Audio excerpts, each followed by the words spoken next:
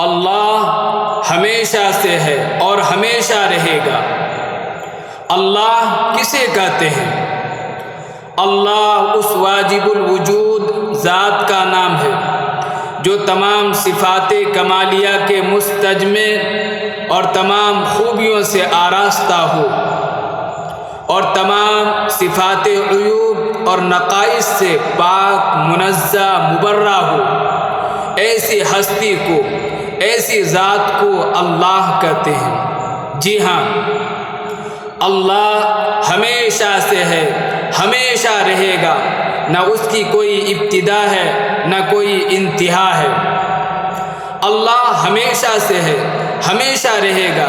اس کی دلیل قرآن کریم سورہ حدید آیت نمبر 3 میں اللہ بیان فرماتا ہے، هو الأول والآخر والظاہر والباطن وهو بكل شيء